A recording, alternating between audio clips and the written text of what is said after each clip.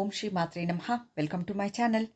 ఈరోజు మనం అడుగు పెట్టబోతున్నాం పవిత్ర కురుక్షేత్ర నేలపై.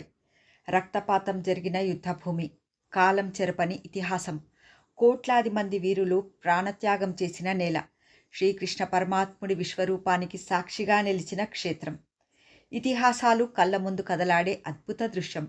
చరిత్రను వెనక్కి తీసుకువెళ్లే యుద్ధం జరిగిన ప్రదేశం హర్యానాలో కురుక్షేత్రలోని జ్యోతిసార్ క్షేత్రం. కురుక్షేత్ర ప్రధాన రైల్వే స్టేషన్, బస్ స్టేషన్ నుండి జ్యోతిసార్ ఆలయం 8 కిలోమీటర్స్ దూరంలో ఉంటుంది. ఈ ఆలయం టైమింగ్స్ ఉదయం 6 గంటల నుండి రాత్రి 8 గంటల వరకు తెరిచి ఉంటుంది. ఈ కాంప్లెక్స్ లోపలికి అడుగుపెట్టగానే శివగంగా తీర్థము, ఉప ఆలయాలు, 5000 సంవత్సరాల నాటి వటవృక్షము మరియు శ్రీకృష్ణ పరమాత్ముడి విశ్వరూపానికి సాక్షిగా నిలిచిన క్షేత్రం ఉంటాయి. ఆలయం లోపలికి అడుగుపెట్టగానే కనిపించే కోనేటిని శివగంగా తీర్థం అంటారు. పూర్వం మహాభారత యుద్ధం సమయంలో గాయపడిన వీరుల దాహాన్ని తీర్చడానికి ఈ కోనేరులోని నీరు ఉపయోగపడింది. శివగంగా తీర్థం ఒడ్డున పురాతన శివాలయం ఉంది. మహాభారత యుద్ధానికి ముందు పాండవులు ఇక్కడి శివలింగాన్ని పూజించి స్వామివారి ఆశీస్సులు పొందారు. ఇక్కడే శ్రీ ఆంజనేయ స్వామివారి చిన్న ఉపాలయం కూడా ఉంది. యుద్ధం సమయంలో అర్జునుడి రథంపై ఉన్న జెండాలో కపిధ్వజం, హనుమంతుడు సూక్ష్మ రూపంలో ఉండి రథాన్ని రక్షించాడని గుర్తుగా ఇక్కడ స్వామిని పూజిస్తారు. మహాభారత యుద్ధం జరిగిన నేలపై నేటికి గీతా ప్రదేశానికి సజీవ సాక్షిగా నిలిచింది 5000 సంవత్సరాల నాటి మర్రి చెట్టు. గీతోపదేశ సమయంలో అక్కడే ఉండి ఆ పవిత్ర జ్ఞానాన్ని విన్నందుకు దీనికి అమరత్వం లభించింది. కాలం మారినా, ఎన్నో యుద్ధాలు జరిగినా ఈ చెట్టు నేటికి పచ్చగా సజీవంగా ఉండడం ఒక అద్భుతం. ఈ వటవృక్షం యొక్క ఆకులు ఎండిపోవు, రాలవు. గీతా జ్ఞానాన్ని విన్నందుకు దీనికి అమరత్వం లభించిందని చెప్తారు. జగద్గురు శ్రీ ఆదిశంకరాచార్యుల వారు 9వ శతాబ్దంలో ఈ ప్రదేశాన్ని సందర్శించి ఈ పవిత్ర మర్రి చెట్టుని గుర్తించి ఇక్కడే కూర్చొని గీతాపారాయణం, భగవద్గీతపై భాష్యాన్ని రాశారట. వారి జ్ఞాపకార్థం ఇక్కడ ఒక చిన్న మందిరంలో శ్రీ ఆదిశంకరాచార్యుల వారి విగ్రహాన్ని ప్రతిష్ఠించి పూజిస్తారు.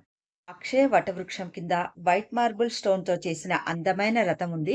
అందులో శ్రీకృష్ణుడు గుర్రాల పగ్గాలు పట్టుకొని ఉండగా వెనుక అర్జునుడు చేతులు జోడించి గీతోపదేశాన్ని వింటున్న విగ్రహాలున్నాయి. శ్రీకృష్ణ పరమాత్ముడు అర్జునుడికి భగవద్గీతను బోధించిన అత్యంత పవిత్రమైన పుణ్యస్థలం జ్యోతిసర్. జ్యోతి అంటే వెలుగు, జ్ఞానం. సర్ అంటే సరస్సు అని. మహాభారత యుద్ధం ప్రారంభానికి ముందు అర్జునుడు తన అన్నదమ్ములు, బంధువులపై యుద్ధం చేయడానికి నిరాకరిస్తూ అయోమయ స్థితిలో విషాదంలో మునిగిపోయినప్పుడు శ్రీకృష్ణ పరమాత్ముడు అర్జునునికి ఇక్కడే అమృతవాణి అయిన గీతోపదేశాన్ని, భగవద్గీతను బోధించాడు. శ్రీకృష్ణ పరమాత్ముడు తన విశ్వరూపాన్ని కోట్లాది సూర్యుల తేజస్సుతో కూడిన రూపంతో దర్శనమిచ్చిన పవిత్ర ప్రదేశం ఇది. స్వామివారి విశ్వరూపానికి గుర్తుగా శ్రీకృష్ణ పరమాత్ముని 40 అడుగుల భారీ అష్టధాతు విరాట స్వరూప విశ్వరూపం విగ్రహాన్ని ఇక్కడ ప్రతిష్ఠించారు. ఇది ఇక్కడికి వచ్చే పర్యాటకులను విశేషంగా అట్రాక్ట్ చేస్తుంది. టూరిస్టుల కోసం సాయంత్రం వేళలో మహాభారత చరిత్రను, గీతోపదేశ విశిష్టత, సన్నివేశాలను తెలిపే అద్భుతమైన 3D లైట్ అండ్ సౌండ్ షోను ఇక్కడ ప్రదర్శిస్తారు. ఇది చూస్తున్నప్పుడు మనం నిజంగానే మహాభారత కాలంలో ఉన్నామా అని అనుభూతి కలుగుతుంది. ఈ 3D light and sound show ప్రతిరోజు సాయంత్రం 6 గంటల 30 నిమిషాలకు మరియు 7 గంటల 30 నిమిషాలకు 2 సార్లు ప్లే చేస్తారు.